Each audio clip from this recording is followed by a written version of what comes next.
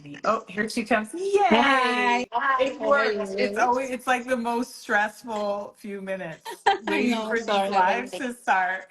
I was Hi. like finishing with a patient. How are I you? Sorry that I'm figured. I late. actually said that. I thought, you're actually a physician I and you actually were see probably with patient. someone. Yes. Well, thank you and welcome to the Alloy community, Dr. Salas-Whalen. I'm so happy to meet you here and am really looking forward to this conversation. I was just telling everybody who joined that I'm treating this like a webinar, and so I'm going to um, sort of unpack a few things or ask you to please unpack a few things for us, and then I'm going to get into questions that came to me before I get into questions that come in on the chat. So if I might just introduce you, Dr. Salas-Whalen is a triple board certified physician with broad experience across all facets of endocrinology, with an emphasis on women's health and obesity. She believes that every patient is different and that effective care must be customized according to individual needs. She is a strong advocate for patients' quality of life, and she aims for more preventative care rather than treatment. So to begin, Dr. Salas-Whalen, what is the menopause endocrine connection? Sort of how do we begin to unravel in lay terms what we're experiencing and noticing about our bodies in perimenopause and into menopause? Coincidentally, when I was sharing about this conversation, somebody wrote into my DM, she wrote, seriously, what the F happened? Like what has happened to my body? So if you could get into that for us and lay it out, what we're talking Yeah. about. It's, you know, how puberty is a big change, a big hormonal change in our life. And then the next one is it's pregnancy. That's another big like hormonal fluctuation. And then the third one that we have in women's life, it's going to be perimenopause and menopause, right? That hormones just go like a little bit haywire. So perimenopause and menopause, basically what indicates is that there's this changing in your hormone production, that the production of estrogen is starting to decrease. And the decrease of estrogen during this transition is not like a linear drop. It doesn't go from 200 to zero. It actually is more like a zigzag drop, right? It is more fluctuation of the levels. And that's why we have like more ups and downs during perimenopause, and then comes menopause where we don't have any more estrogen, and it becomes a little bit more smooth, and all the fluctuations is what's happening in perimenopause. So basically what's happening is just our estrogen levels are starting to change, are starting to drop to eventually close to zero, right? That's menopause. Right. Okay. Thank you. And then what begins to happen in terms of our weight? I know that we're going to talk about that more in depth, but when I'm thinking about what this person wrote to me in my DMs, I know that she was speaking about weight specifically. So is it just, again, is it this fluctuation and sort of decline of estrogen that's determining our weight fluctuation? And it's not necessarily going down for everybody. It's typically going up, and it's going up in specific places. So what is that? So I think the weight gain that happens during perimenopause is multifactorial, right? It's not just one thing causing that change or that increase in weight. Because perimenopause, it happens in a very specific time of a woman's Right. life, right? Where there's a lot of changes, just not hormonally, but environmentally and Okay. family, socially. There's many other factors that can contribute for somebody to gain weight. And then we add to that the changes, the fluctuations of hormones, then it becomes like a snowball that is just, it becomes additive, the causes of gaining weight. We have aging parents, right? We Right. have kids growing up and leaving the house, changes in our job. And what I see for many women and for many patients in this age is that they had some family history of obesity or overweight in their family, but somehow in their teens, 20s, 30s, they were able to fight Right. it by lifestyle, right? By being strict or disciplined. But what happens at certain age with your children, you lose that discipline. You don't have the time to keep doing that, and it just catches up. So what I see that many patients that do have family history of obesity or overweight, but that they were able to fight it in midlife, it doesn't happen It doesn't anymore. happen You anymore. can't fight it anymore. Why? Because you add to the mix aging, that our metabolism slows down. You add to the mix hormonal changes, which is perimenopause and menopause. So all those things are going to make it harder for you to maintain a weight that you did in your 20s and in your 30s, that maybe you were predisposed to gaining weight, but because you had the ability at that time to do it, and in midlife, the circumstances doesn't present it themselves for you to do that, right? And then definitely with estrogen, with the changes of estrogen, our body composition changes. We Mm-hmm. don't gain weight with menopause or perimenopause, but our body composition changes. The body fat in our fertile years, in our hips, in our thighs, go centrally, go intraviscerally. So our body changes, and we tend to lose muscle mass also from Right. aging and the drop of menopause. So you have less muscle and you gain more visceral fat.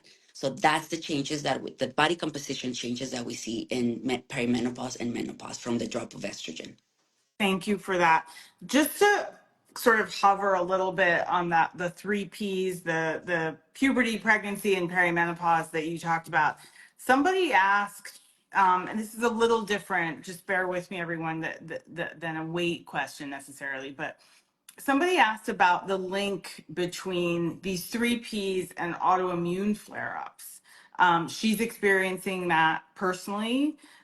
She's going through a Sjogren's flare-up, and she's curious about why so many women might also present as pre-diabetic. So it's a combination of questions, but she asked about hypothyroid, hyperthyroid. Why do these things tend to sort of elevate during perimenopause? I think of, like, in the case of hypothyroidism or Hashimoto, right, that somebody can have elevated antibodies and not develop the disease, and that in their mid 40s, I think is more coincidental of Okay. the age of the stage of life than actually hormonal. That we're seeing that, right? Okay. But definitely estrogen is anti-inflammatory, has an anti-inflammatory effect. That we lose that when the estrogen starts to drop, and because of the change in the body composition, that you tend to store body fat viscerally No. now, that increases your risk of metabolic syndrome, insulin resistance, type 2 diabetes. And that's why we see so much type 2 diabetes in postmenopausal women, because of that change in the body composition. Okay, great. Thank you so much.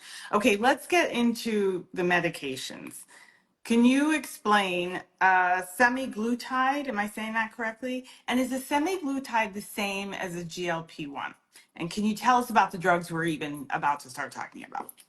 So this class of drugs, they're called incretins, the class itself. Mm-hmm. And the ones that we have is a GLP-1 agonist and then GIP agonist. So this GLP, GIP, what they are, they're synthetic hormones that we make in our gut. So we naturally make these hormones. We make it in a smaller amount, and they have a very short half-life in our body once they're secreted. We produce them in our small gut. After eating food, they get released. So these are synthetic versions of the hormones GLP-1 and GIP.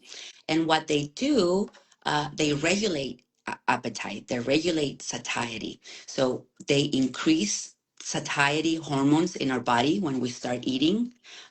So you get fuller with smaller portions of food. And also, they suppress your hunger hormones in between meals. So basically, you eat a smaller portion, you're physically content for longer periods of time. The beauty of these hormones is that they cross the blood brain barrier, and we have receptors in our brain for these hormones in the reward eating or drinking area, what we call the hedonistic part of our brain, in the amygdala. So these hormones, they remove the anticipation of our reward, either from food or alcohol, right? So as an example, alcohol, a glass of wine, you're anticipating, oh, I'm going to have a glass of wine, I'm going to get relaxed, I'm going to feel this. That's, you're anticipating a reward from an action. So these medications, They take it away. You reach for that glass of wine, but you get nothing in return. And then your behavior changes. So then you eat when you're hungry, but you get satisfied with a small portion, and then it's out of your mind. Wow, that's amazing. So That's a that's how gift they for a work. lot of people. Yes, yes, yes. Thank you for that. And what are the differences or the primary differences between these medications and other weight loss medications? And I don't know what other ones would be or qualify as, but I did get a few questions from people asking, I can't access GLP-1s. Can I try something else? So that's sort of speaking to that. So right now, we have very few weight loss drugs approved by the FDA that we can use. One are incretins, which the ones that I mentioned, is all the injectables that we got from Victoza, Saxenda, Ozempic, Wegovy, Mounjaro, Zepbound. Those are the incretins. Then we have another drug that is called Quizimia, and that's an oral drug that has a combination of phentermine and topiramate, and that increases your metabolism and also has some appetite suppressant. Then we have Contrave, which is another oral drug that patients have to take 2 capsules twice a day, and it also is an appetite suppressant. And then we have Orlistat, which decreases the absorption of fat. So you eliminate in the stool high fat levels, right? Really, our top of the line, our gold standard are the injectables.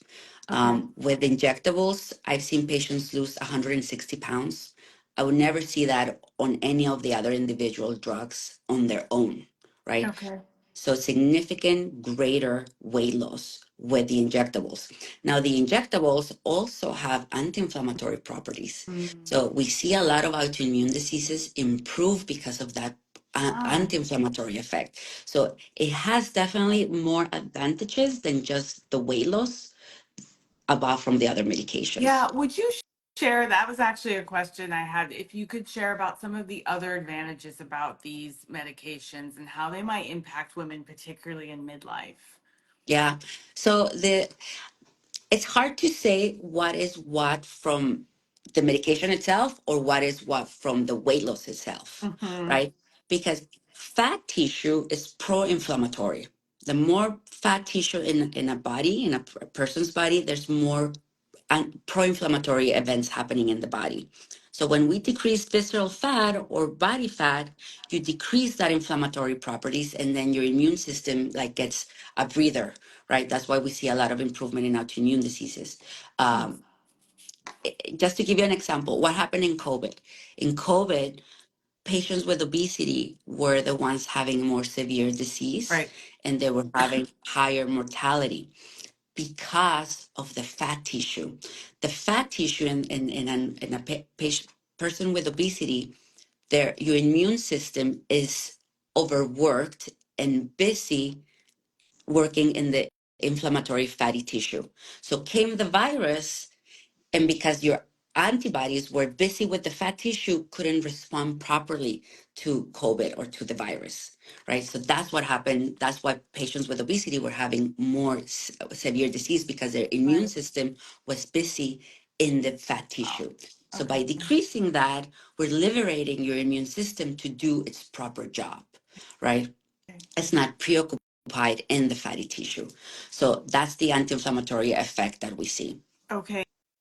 Um, as I'm listening to you, I'm thinking about these medications and I'm thinking about, well, I'd love it if you could talk a little bit about how long these medications have been around, because I thought that I've heard you say that they've been around for some time and there's so much sort of backlash, I guess, in conversation around these drugs, as there is also still around menopause hormonal treatment.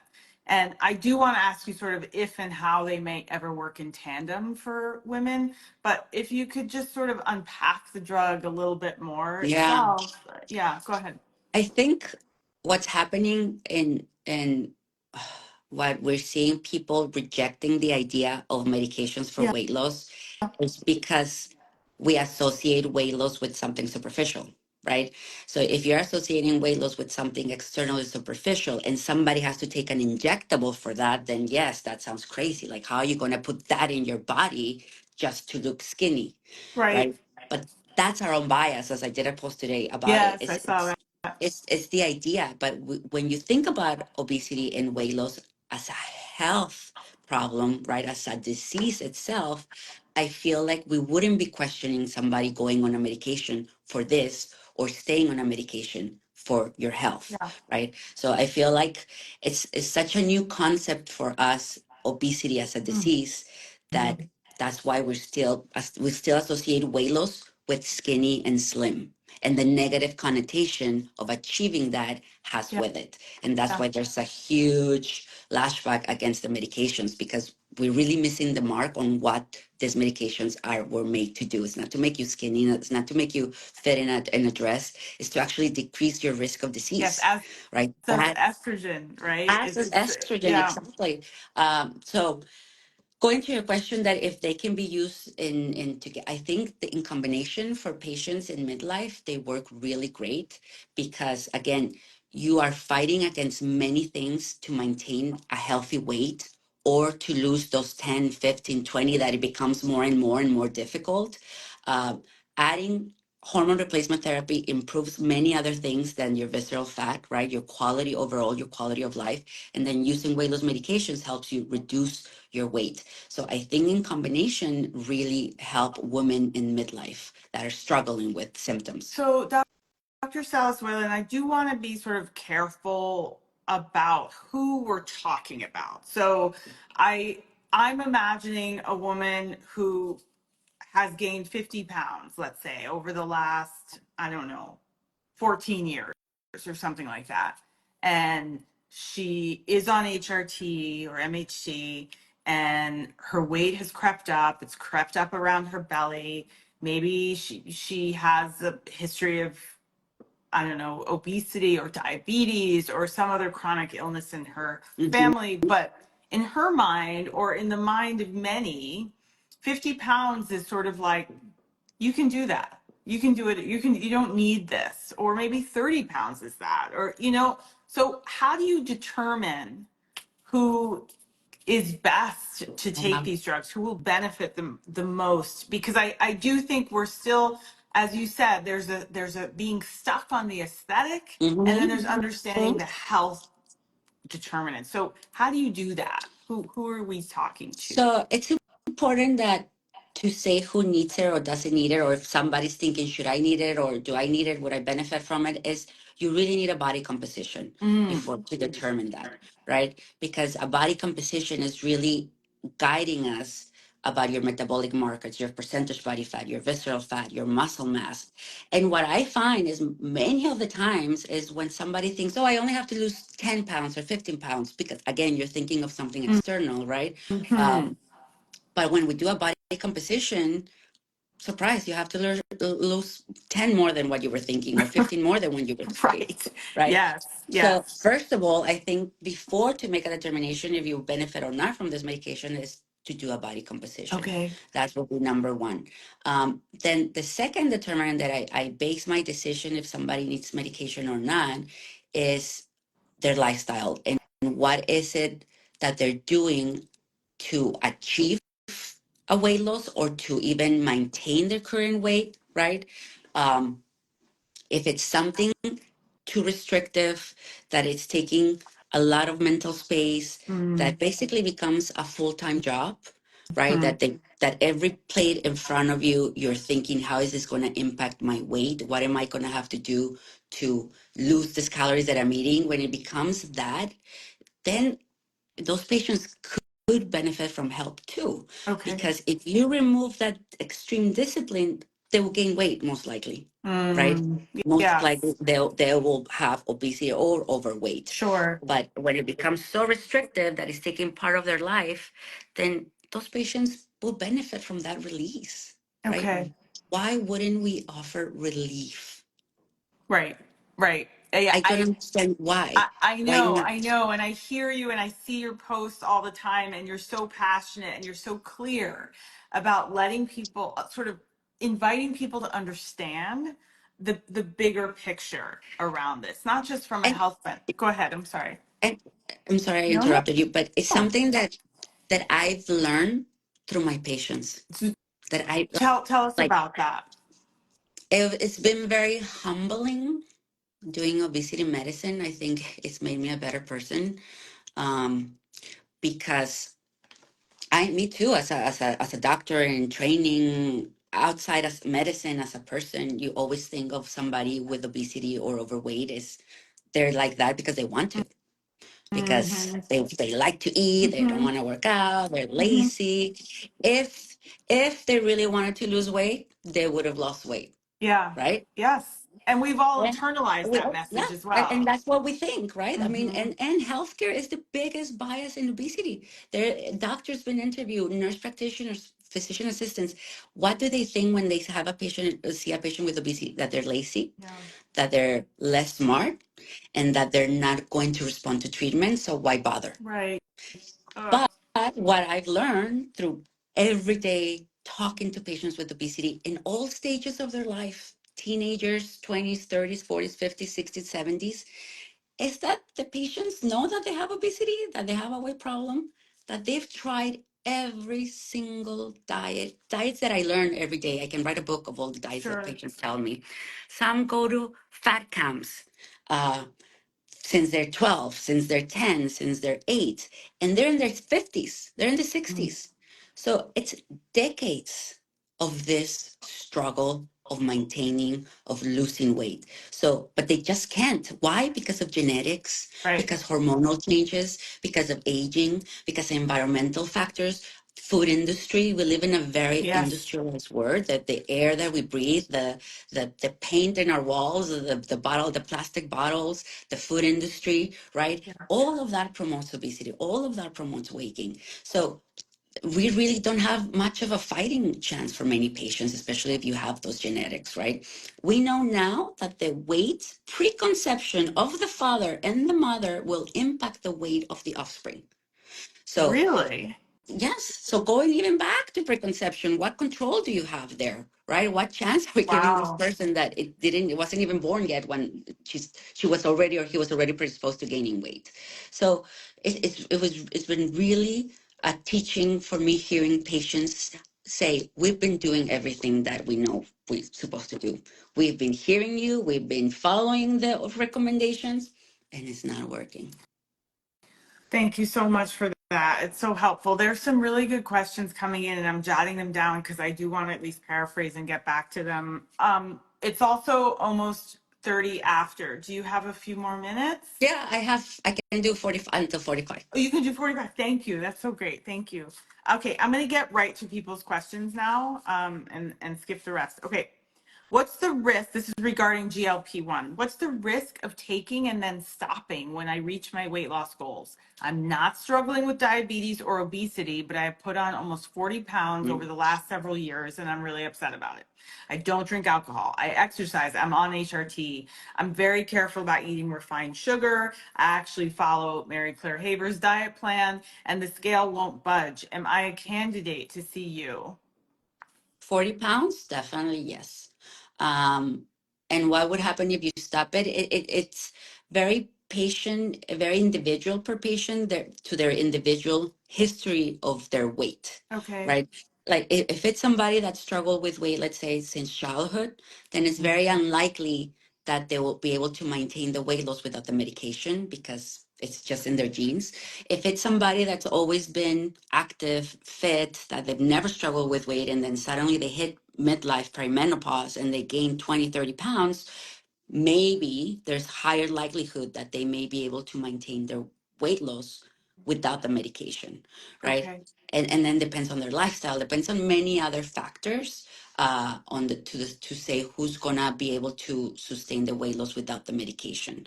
But these medications are designed to be used long term. They're designed for long term use. Okay. And to piggyback off of that, stopping and starting and stopping and starting, which I got questions about, and I don't know what that looks like for each of those people who said it.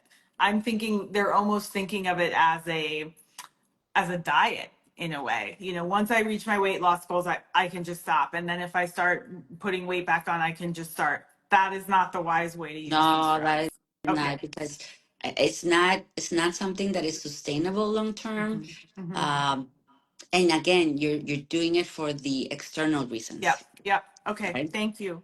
Um, several questions came in about the safety of these drugs. What are some of the risks that people are taking? This was a question. What are some of the risks that people are talking about? And can you speak to those? What might be a risk of any of these? So the major risk that you're going to have with this medication is who you choose to receive a prescription from. Mm, Really, okay.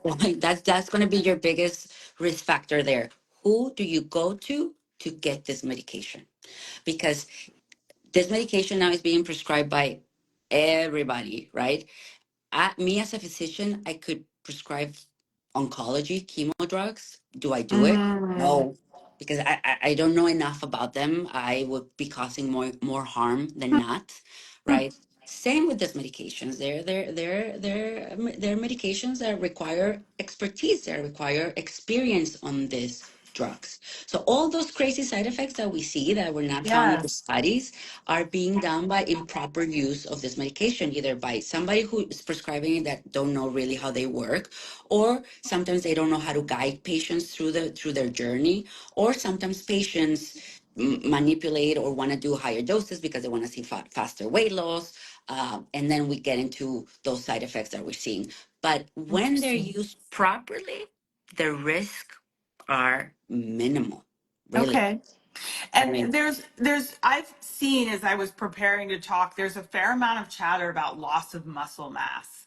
And I know that that's particularly important to women in midlife for a whole host of reasons. So is that so also, or nothing to worry about, something to worry about? yeah, no, definitely something to worry about. But Okay. it's the muscle loss is not a direct effect of the medication itself. It's not the drug causing you destroying your muscle mass. No, Okay. it's because the medication is going to make you eat less, right? You're going to go in a caloric deficit. Mm-hmm. And what happens many times, what I see it's understandable, but what people cut off more is protein when they go into a diet or any caloric Interesting. deficit, Yes, yes. because it's the most Mm-hmm. filling, right? Protein is the most filling. Then you're gonna get full, and you don't want to anything else, even though you're eating just small amounts. You want to have that small amount to eat something that you like. So we cut Yes. back on protein. So Interesting. it's the lack of protein or the decrease of protein that makes you lose muscle. And then in midlife, we lose muscle just by aging, and then we lose muscle by our decrease in estrogen levels, Right. right? So add it to the mix, not protein in your diet, then Right. that's what we see the And muscle loss. where menopause hormonal treatment can certainly come be a 100%. support to that. Yeah. Yeah. Okay. My question is, this person writes, would the removal of the thyroid gland put someone into early perimenopause if they're in their late 30s? And also, I'm gaining weight in my late 30s. Are these two linking? So having your thyroid removed or having hypothyroidism, it has not, it doesn't affect your ovarian production of estrogen or progesterone, right? It Okay. is different, completely different glands. So no, that would not put you in menopause or perimenopause. Removal of your ovaries, yes, but not of your thyroid gland. And again, I mean, gaining weight it's multifactorial. It's very hard to say why this person in particular would have Sure. weight gain. Okay, thank you. Someone asks, I would love to hear more about the evidence linking estrogen to lower LDL, bad cholesterol. If estrogen helps to lower LDL, which is related to better cardiovascular health, then why is estrogen not considered a preventative tool for heart health? This question is a big one, but if you'd like to weigh in. Yeah, no, I agree. Estrogen is, as I mentioned, is anti-inflammatory. Estrogen is really good for our blood vessels, for our capillaries, for our heart vessels.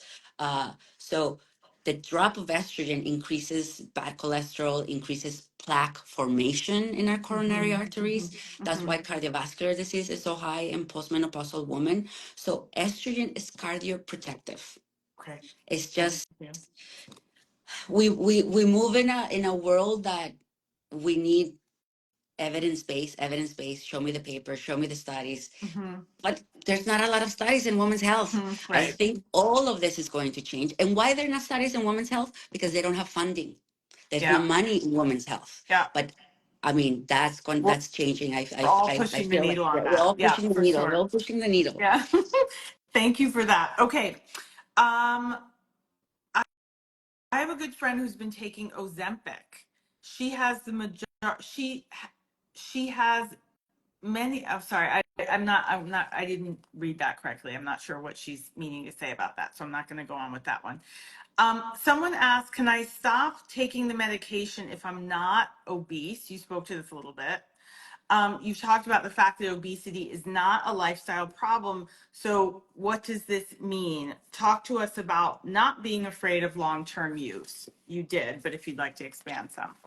Yeah, I mean, I think one question that you asked me I didn't answer is how long has this medication's been around, right? Mm-hmm. So we know about incretins. Well, not we, but this incretins been known since the 1970s.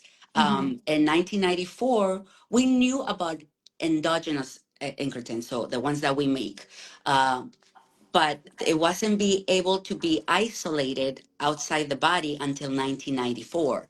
So in 1994 was the first exogenous incretin that was isolated in a lizard, actually. And then in 2005, it was FDA approved for type 2 diabetes.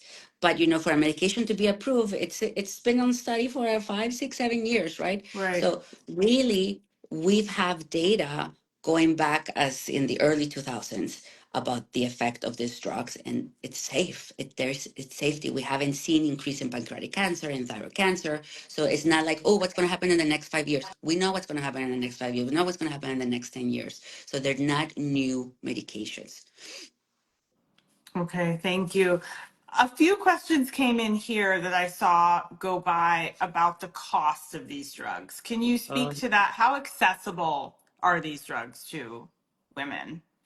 I mean, that's a very sad part of this conversation, to be honest. Mm-hmm. And the problem is that it's just in the United States.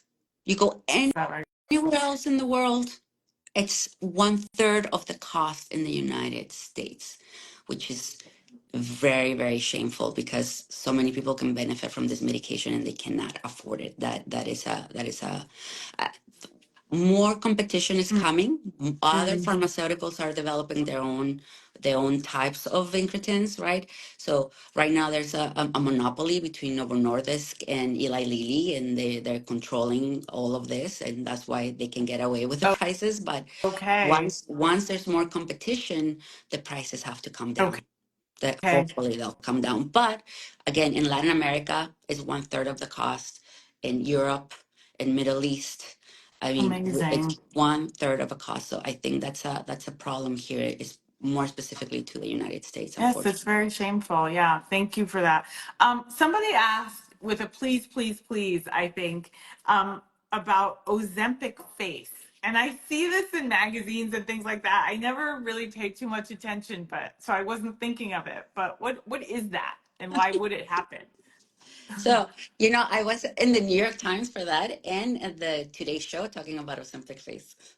So Ozempic face is a weight loss face, right? Is what we see with weight loss.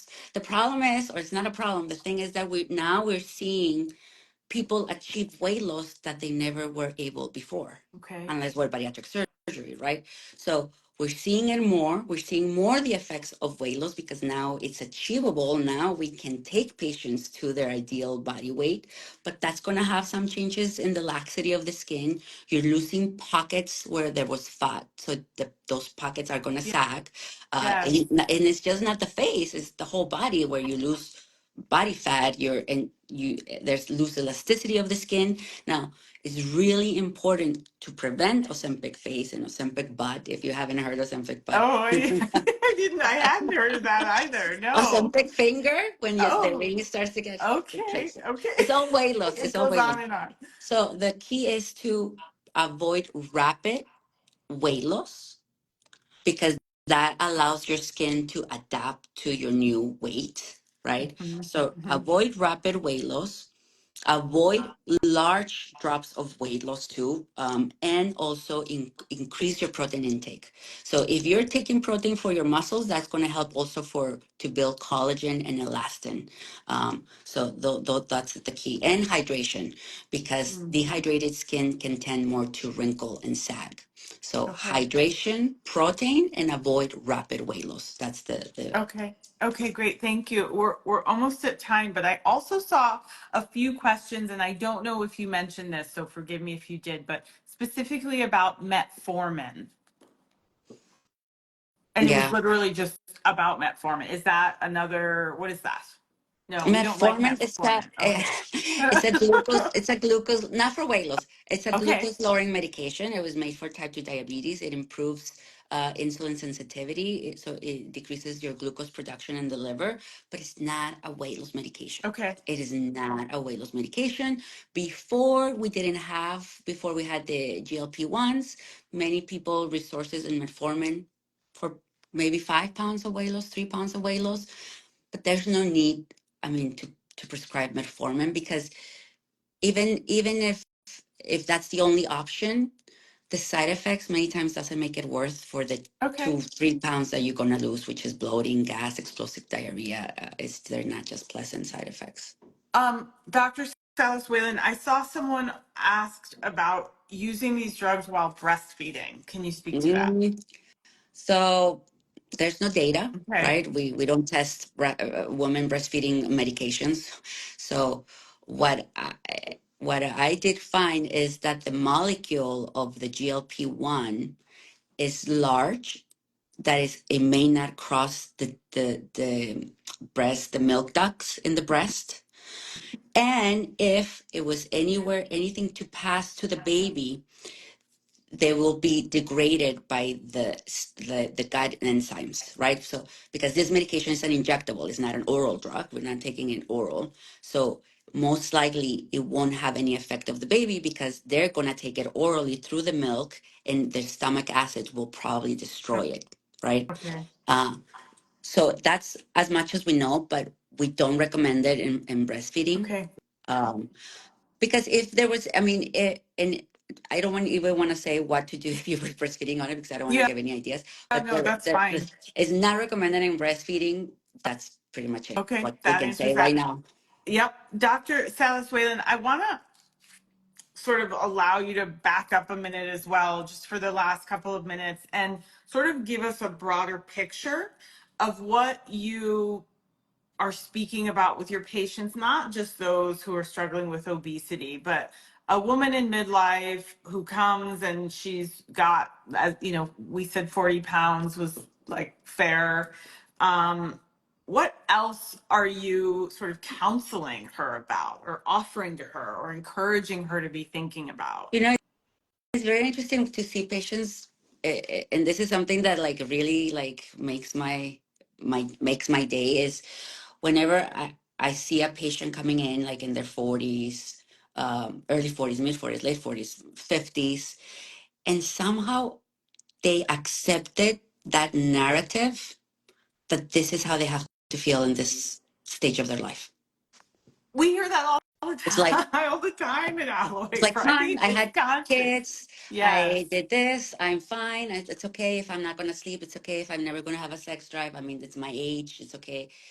And when you show them and you talk to them about the possibilities of what it can Mhm. be, it's really uplifting to show somebody, to tell them, no, this is now how it has to be. This is now due because of your Yeah. age. I always say it should just be a continuation of how you were feeling before your 40s, right? With new challenges, uh, but your health should not change. Your health should not decrease just because you're aging, and Right. we should not accept it as a matter of Right. our aging, right? So being able to, now that we have the availability of talking more about hormone replacement therapy, of showing that it's safe, I think that is really going to change the quality of woman's life and their perspective of their next stage of their life, right? Or the continuation of their life. And then we have the tools to help also with weight loss. So there's really now very little reasons why to accept that narrative, because we have everything, the tools to help you not be in that narrative, right? And I have Absolutely. some patients that say that they feel better now than they did in their 20s and their 30s, Wow. right? It's amazing. Dr. Salas Whalen, you're truly, people said it here, You really are saving lives. You are changing people's experience, their health, their ability to sort of step into life and enjoy a second season if they are of that age. Um, Thank you for the work that you do, for shedding so much light on this really difficult sort of piece for many, many people. And I'm really just so appreciative you came and spoke to us here Thank at you Alloy. for inviting And me. yeah, please, if you're not following Dr. Rocio Salas-Whalen, please do. Her information, her feed is full of empathy and compassion and science and evidence, and it's a great place to be. So thank you. Thank you to everybody who came. There's several people here saying that you are their doctor, which is very exciting. That's so great. Oh, I'm so glad you're all here. So thank you all. This call will be on my feed, on Alloy's feed, and on our YouTube channel, Alloy's YouTube channel. And Dr. Salas Whalen will be invited as well to post it if she would like. Okay. Thank you so much. Thank Right on you. Bye, time. everyone. Thank you. Good to talk to you. Bye, Bye, Rachel. everybody. Bye. Thank you.